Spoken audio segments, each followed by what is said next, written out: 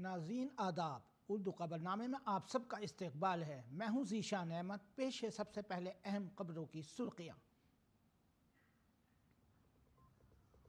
राज्यसभा में आज वंदे मातरम पर होगी खुसूसी बहस। मरकजी वजीर दाखिला अमित शाह बहस का करेंगे आगाज। अपोजिशन के अरकान पार्लिमान भी बहस में होंगे शामिल।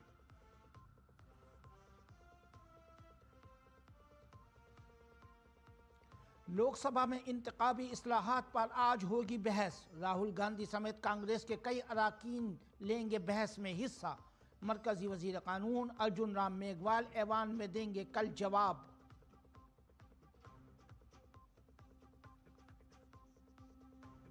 वजीर आजम नरेंद्र मोदी आज एनडीए पार्लिमानी पार्टी की अहम मीटिंग की करेंगे सदारत। अमित शाह, राजनाथ सिंह और जेपी नड्डा समेत दीगर जमातों के अरकान पार्लिमान में होंगे शरीक। वजीर आजम अरकान पार्लिमान से करेंगे खिताब।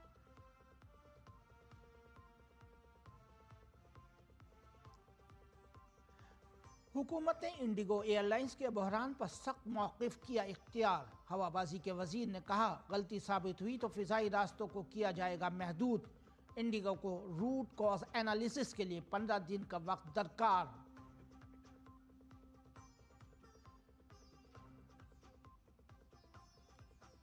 भारत और जनूबी अफ्रीका के दरमियान T20 सीरीज का पहला मैच खेला जाएगा आज। शुभमन और हार्दिक करेंगे वापसी। वनडे के बाद टीम इंडिया T20 सीरीज में जीत के लिए है पुरअज़्म।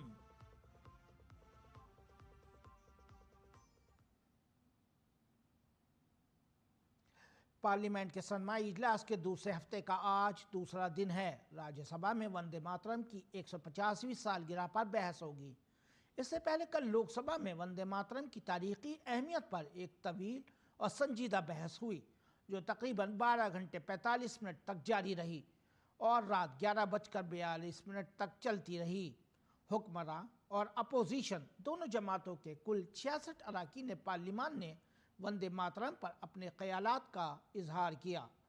जद्दोजहद आज़ादी और सकाफती कौम परस्ती के रोल पर भी गर्मा गर्म बहस हुई। वजीर दाखिला अमित शाह आज ऐवान बाला यानी राज्यसभा में बहस का आगाज करेंगे। राज्यसभा में कानून साजी के काम के सिलसिले में आज मुख्तलिफ कमेटियों की रिपोर्टें पेश की जाएंगी। वक्फा सवालात के दौरान अरकान पार्लियामेंट मुख्तलिफ वजारतों से अहम सवालात भी करेंगे।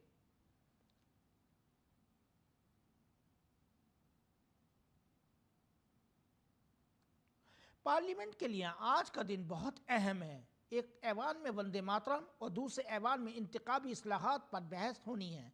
लोकसभा की बात करें तो आज हुक्मरान पार्टी और अपोजिशन के दरमियान इंतखाबी इस्लाहात पर बहस होगी। कुल जमाती इजलास से लेकर पार्लियामेंट के मौजूदा इजलास के पहले दिन तक अपोजिशन ने SIR पर बहस का मुतालबा किया और इस पर ऐवान में काफ़ी हंगामा हुआ और काम नहीं हो सका। इसके बाद स्पीकर ओम बिरला ने हुकूमत और अपोजिशन के रहनुमाओं को मीटिंग के लिए तलब किया, जहां 9 दिसंबर को लोकसभा में 10 घंटे की बहस पर एक मुआहदा तय पाया और इसके मुताबिक इस पर आज बहस होगी। आज की बहस में कांग्रेस की जानिब से राहुल गांधी समेत कई अरकान हिस्सा लेंगे।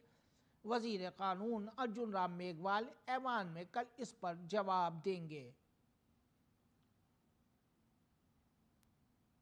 कांग्रेस के आजहानी वजीर आजम जवाहरलाल नेहरू पर वंदे मातरम से देवी दुर्गा के बारे में कुछ श्लोक को हटाने का इल्ज़ाम आयद किया गया है और इस मौजू पर कल ऐवान में ज़बरदस्त बहस हुई थी। इस पर कहा जा रहा था कि जब यह गीत आज़ादी की अलामत बन रहा था, तब मुस्लिम लीग ने 1908 में इस पर एहतजाज शुरू कर दिया था, क्योंकि इस गाने में देवी देवताओं के हवाले थे। मुस्लिम लीग ने इस गाने को इस्लाम मुखालिफ करार दिया था और नेहरू पर यह इल्ज़ाम आयद किया था कि उन्होंने बाद में गीत में कुछ श्लोक को हटवा दिया। इस तरह नेहरू पर फ़िरका वाराना एजेंडे को आगे बढ़ाने का इल्ज़ाम लगाया गया है। अब हुकूमत का मौक़िफ़ है कि इन तमाम निकात से आज की नस्ल को आगाह किया जाना चाहिए।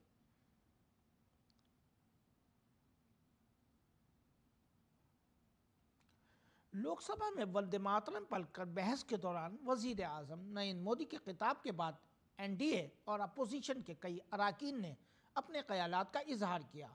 आखिर में वजीर दिफा राजनाथ सिंह ने जवाब देते हुए कहा कि जब हम वंदे मातरम के वक़ार को बहाल कर रहे हैं तो कुछ लोग वंदे मातरम और जनगणना मन के दरमियान तफरीक पैदा करने की कोशिश कर रहे हैं। राजनाथ सिंह ने कहा कि तफरीका अंगेज जहनीत की अक्कासी करता है।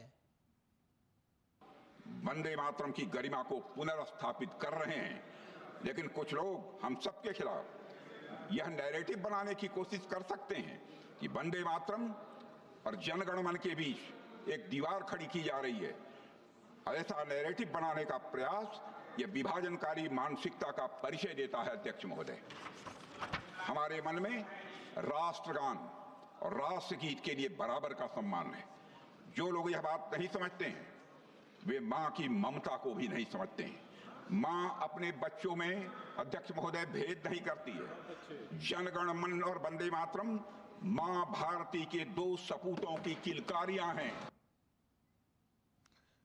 बंगाल से बीजेपी के रुकने पार्लियामेंट सुमित्रा कांत ने वंदे मातरम की 150वीं सालगिरह पर लोकसभा की बहस में हिस्सा लिया और इसे तहरीक आज़ादी की रूह करार दिया।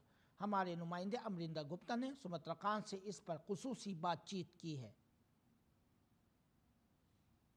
सौमित्र जी, वंदे मातरम पर चर्चा और आपकी सहभागिता, पहले तो आपने हाउस में भी कहा कि बहुत गौरवान्वित है। मेरा जन्मदिन है, मैं सबसे बड़ा उपहार आज मिल गया मेरे को भारतीय जनता पार्टी से और नरेंद्र मोदी जी से, क्योंकि एक बांगाली होने के नाते आज 150 साल लग गया बंकिम चंद्र चट्टोपाध्याय जी का वंदे मातरम स्लोगान के बातचीत करने के लिए। कांग्रेस सरकार एक भी दिन गांधी परिवार छोड़ के बांगाली वाले के लिए बातचीत हुआ?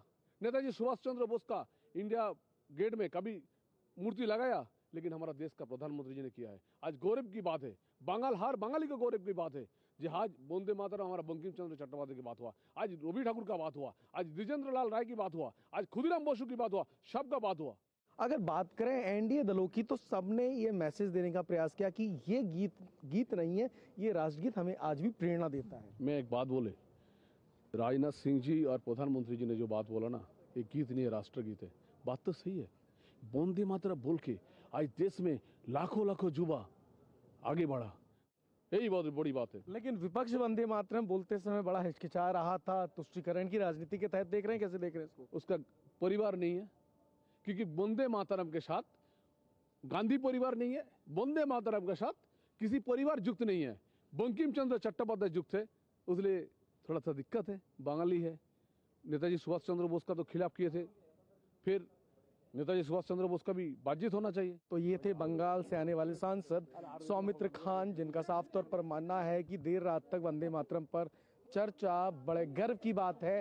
ऐसे में इस चर्चा में सहभागिता करना भी अपने आप में गर्व की बात है। और जब बात हो बंगाल की और वंदे मातरम की, तो ये बहुत बड़ा पल हो जाता है और संसदीय इतिहास में आज की तारीख दर्ज हो गई है।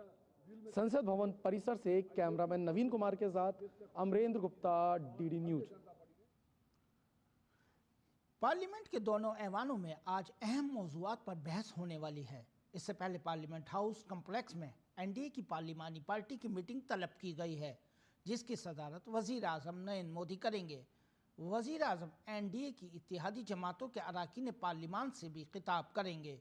इस तरह के इजलासों में वज़ीर आज़म हमेशा अपने अरकान पार्लिमान को कुछ तजावीज़ पेश करते रहते हैं और उनकी तवज्जो इस बात को यकीनी बनाने पर मरकूज़ होती है कि अरकान पार्लिमान अपने हलकों में ज़्यादा से ज़्यादा वक्त गुजारें और उनके मसाइल को हल करें।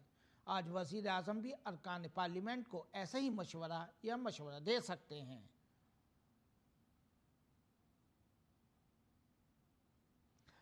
इंडिगो एयरलाइंस के बहरान पर शहरी हवाबाजी के वजीर राम मोहन नायडू ने कहा कि हुकूमत इस मामले को बहुत संजीदगी से ले रही है।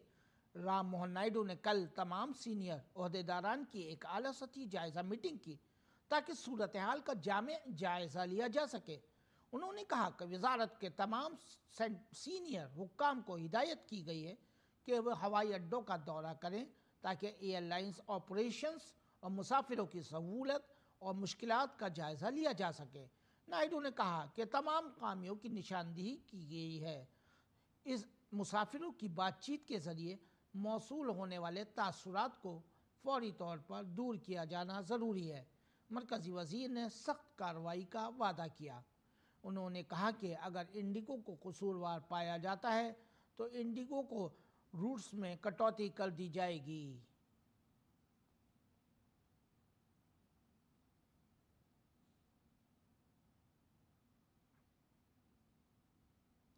आयुष के मरकजी वजारत आइंदा WHO global traditional medicine summit के दौरान अश्वगंधा पर एक खुसूसी साइड इवेंट की मेज़बानी करेगी। मरकजी आयुष वजीर प्रताप राव यादव ने कहा कि वजीर आजम नरेंद्र मोदी की दूरअंदेश क़यादत की वजह से भारत ने आज रिवायती अद्वियात के मैदान में खुद को एक आलमी ताकत के तौर पर कायम किया है। काबिल ज़िक्र है कि दूसरी WHO आलमी रिवायती मेडिसिन समिट 17 से 19 दिसंबर तक नई दिल्ली के भारत मंडपम में मुनक़िद होगी। आलमी इदारा सेहत के डायरेक्टर जनरल भी कॉन्फ्रेंस में शिरकत करेंगे और वज़ीर आज़म नरेंद्र मोदी इख्तितामी सेशन से खिताब करेंगे। इस दौरान 20 ममालिक के साथ मुआहदों पर दस्तखत किए जाएंगे। इससे कबल पहली चोटी कॉन्फ्रेंस 2023 में गुजरात के गांधीनगर में मुनक़िद हुई थी।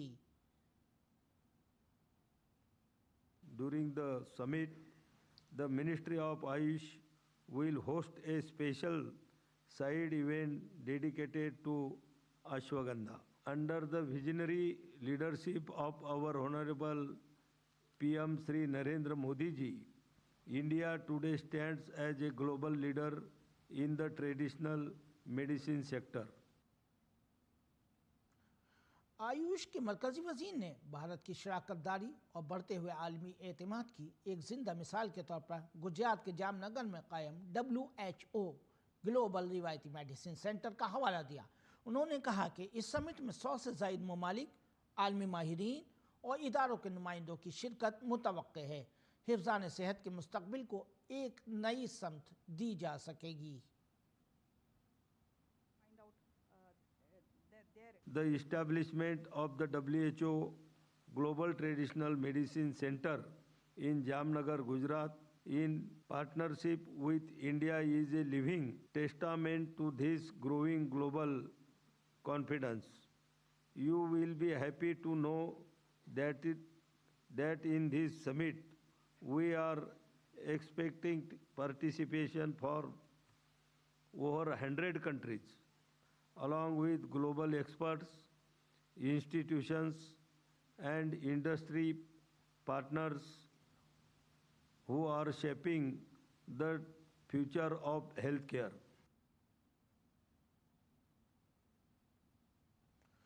मरकजी हुकूमत ने पीर को कहा कि वह मुल्क की मुख्तलिफ रियासतों में मजहबी सियाहत को फ़रोग़ देने के लिए फसाद स्कीम को नई शक्ल दे रही है।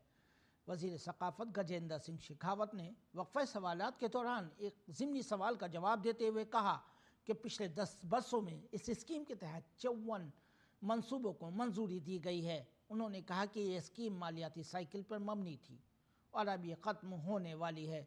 सियाहत की वजारत स्कीम को असर-ए-नौ तश्कील दी जा रही है। Pilgrimage revival and spiritual augmentation फसाद स्कीम साल 2014-15 में शुरू की गई थी ताकि पूरे मुल्क में मजहबी सियाती मकामात को तरक्की दी जा सके। भारत का ऑपरेशन सागर बंधु श्रीलंका में तूफान दितवा के बाद इमदादी और तामीरी नौ की कोशिशों के दरमियान एक बड़ी उम्मीद के तौर पर उभर रहा है। वज़ारत ख़ारिजा का तर्जुमान रणधीर जायसवाल ने सोशल मीडिया के ज़रिए इस मालूमात को शेयर करते हुए लिखा, ऑपरेशन सागर बंधु का मतलब है फिर से कनेक्टिविटी और उम्मीद को फिर से जगाना। दितवा की तबाही के बाद सबसे बड़ा चैलेंज तबाहशुदा सड़कों की मरम्मत और कटे हुए इलाकों तक रसाई की बहाली थी। ये मिशन भारतीय फ़ौज के इंजीनियरिंग टास्क फोर्स की तरफ से अंजाम दिया जा रहा है, जो श्रीलंका के आला हुक्काम के साथ मुल्क की बड़ी सड़कों से राब्ता बहाल करने के लिए काम कर रही है।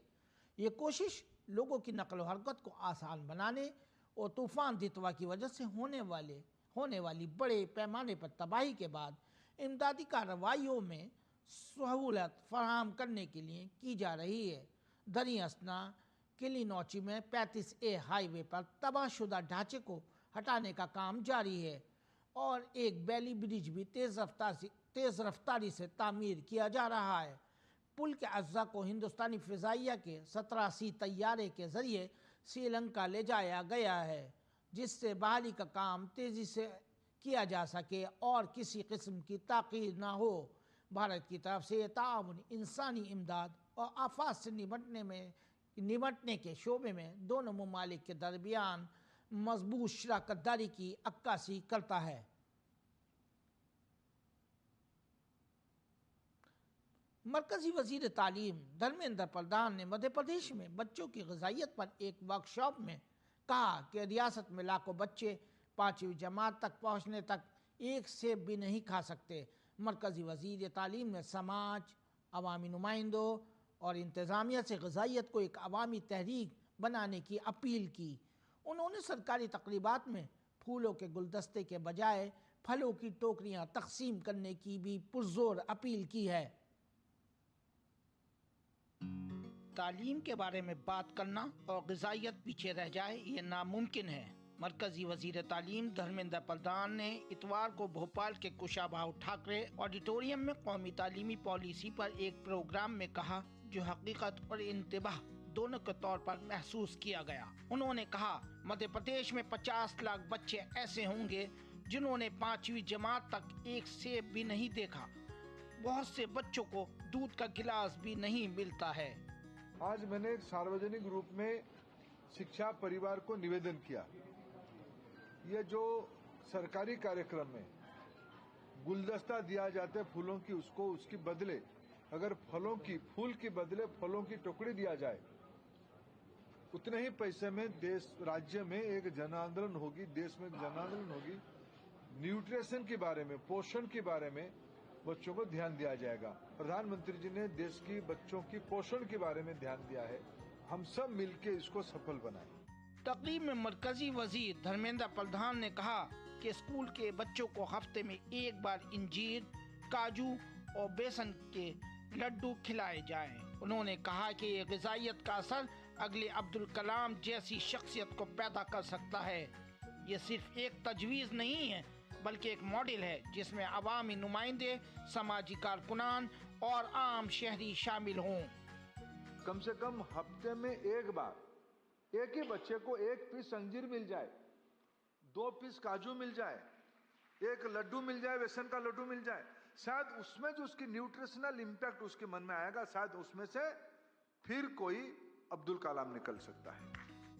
मध्य प्रदेश के कई अजला में बच्चों की ग़िज़ाइयत की सूरत हाल काफ़ी तशवीशनाक है। दोपहर के खाने और सप्लीमेंट्री न्यूट्रिशन प्रोग्राम के बावजूद फल और खुश्क मेवाजात जैसी ग़िज़ाइयत से भरपूर ग़िज़ाएं बच्चों तक बाकायदगी से नहीं पहुंच रही हैं। ये वो मसला है जिसे वज़ीर तालीम ने बराह रास्त दूर किया है और माशरे से इसे ख़त्म करने की अपील की है। नया नवाचार मध्य प्रदेश से प्रारंभ हो गया। केंद्रीय मंत्री धर्मेंद्र प्रधान जब भोपाल आए तो उनका स्वाभाविक रूप से गुलदस्तों से स्वागत किया गया। तब धर्मेंद्र प्रधान जी ने कहा कि गुलदस्ता 500 रुपए का खरीद कर स्वागत किया जाता है, जिसकी आयु बहुत छोटी रहती है। यदि इसका एक नवाचार किया जाए और इसके स्थान पर फल दिए जाएं तो वो किसी के खाने में काम आ सकते हैं। हकीकी तालीम उसूलों से नहीं बल्कि इंसानियत और परवरिश से शुरू होती है।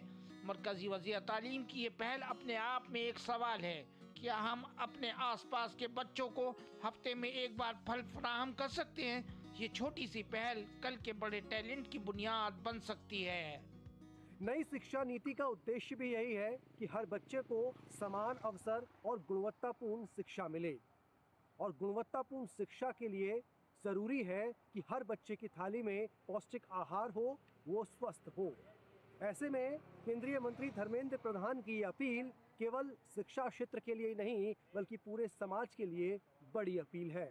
कैमरामैन विजय शर्मा के साथ आदित्य श्रीवास्तव, डीडी न्यूज़, भोपाल। उत्तर प्रदेश के आजमगढ़ में वोटर लिस्ट की स्पेशल इंटेंसिव रिवीजन यानी SIR मुहिम मुकर्रर वक्त से 5 दिन पहले 100% मुकम्मल हो गई है। इस गहरी जांच पड़ताल में 6,13,000 राय दहिंदगान के पते गायब पाए गए और अब उनके नाम फहरिस्त से निकाले जा सकते हैं। इनमें 1 लाख फौजशुदा वोटर्स और 2,61,000 नकल मकानी करने वाले शामिल हैं। ताहम एहतियातन डिस्ट्रिक्ट इलेक्शन ऑफिसर ने हुक्म दिया है कि इन बूथों पर दोबारा तस्दीक की जाए जहां कम फॉर्म जमा हुए हैं, ताकि किसी हकीकी और अहल वोटर का नाम गलती से हज़फ ना हो जाए। जनपद आजमगढ़ में कुल 37,14,000 वोटर्स के सापेक्ष सभी वोटर्स का डाटा हमें मिल चुका है। इसमें लगभग 31,04,000 गणना प्रपत्र हमारे डिजिटाइज किए जा चुके हैं। 6,09,000 का जो अनकलेक्टेबल्स की कैटेगरी में है उसकी भी फीडिंग की जा चुकी है। अभी जो मुख्य फोकस है वो इस पर है कि जो नो मैपिंग में लगभग 20% मतदाताओं का नाम चल रहा है, तो उनके माता पिता या उनका डिटेल पूछ करके उनकी मैपिंग कराने का काम तहसील स्तर पर चल। मुल्क भर में कुदरती गैस की दस्तयाबी को बढ़ाने के मकसद के साथ पेट्रोलियम और कुदरती गैस रेगुलेटरी बोर्ड ने मुल्क भर में तकरीबन 34,233 किलोमीटर कुदरती गैस पाइपलाइंस को मुख्तलिफ इदारों को इख्तियार दिया है, जिनमें common carriers, Supaul liners, pipelines और टाई इन वगैरह शामिल हैं। इनमें से जून 2025 तक 25,429 किलोमीटर पाइपलाइनें बिछाई जा चुकी हैं। मज़ीद 10,459 किलोमीटर तामीर के मुख्तलिफ मराहिल में हैं। बड़ी ट्रंक पाइपलाइनों की मंजूरी, कम डिमांड वाले इलाकों में फंडिंग की फराहमी, यूनिफाइड टैरिफ का निफाज, सिटी गैस डिस्ट्रीब्यूशन नेटवर्क्स की तोसी को तेज़ करना और बायो CNG को एक पायदार मुतबादिल ट्रांसपोर्टेशन के तौर पर फ़रोग देना शामिल है। हुकूमत चैलेंजेस से निमटने और कौमी गैस ग्रिड की तामीर को तेज़ करने के लिए मुतल्लिका रियासती हुकूमतों और अमल आवरी करने वाली एजेंसियों के साथ मुसलसल जायज़ा ले रही है। अब बात करती हैं उत्तर प्रदेश में काशी तमिल संगमम के आज से शुरू होने वाले चौथे एडिशन की खबरों की।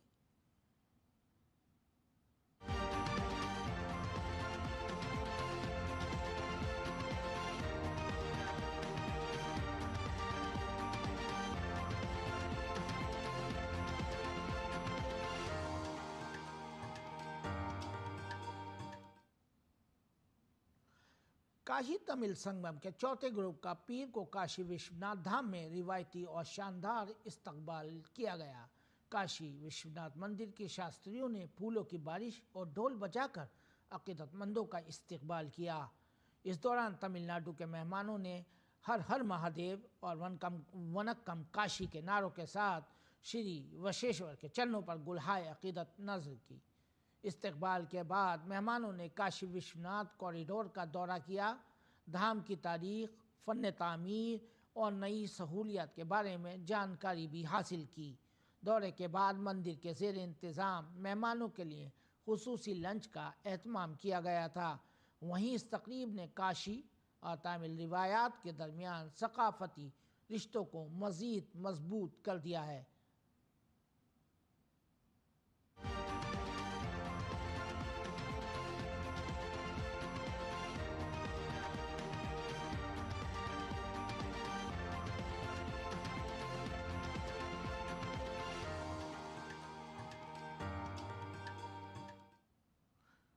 तो ये थी उत्तर प्रदेश में काशी तमिल संगमम के चौथे एडिशन की खबरें।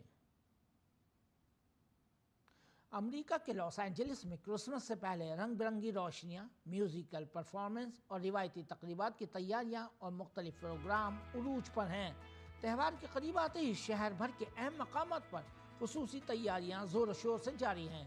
देखते हैं कोणार्क डांस फेस्टिवल में क्लासिकी रक्स की कुछ दिलकश झलकियां।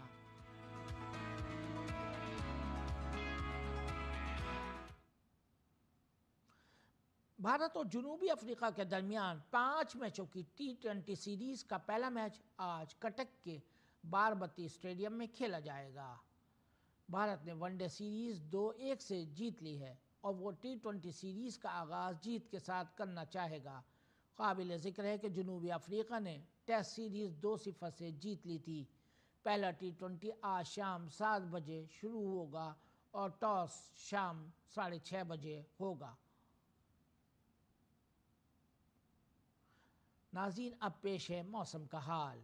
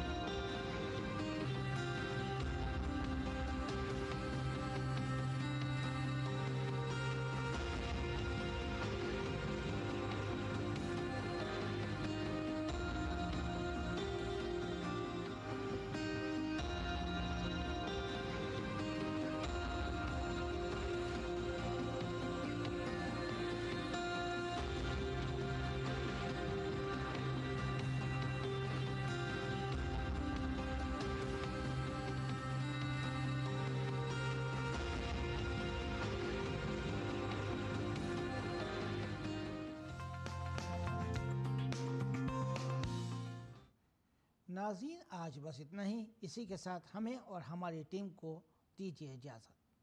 अलविदा।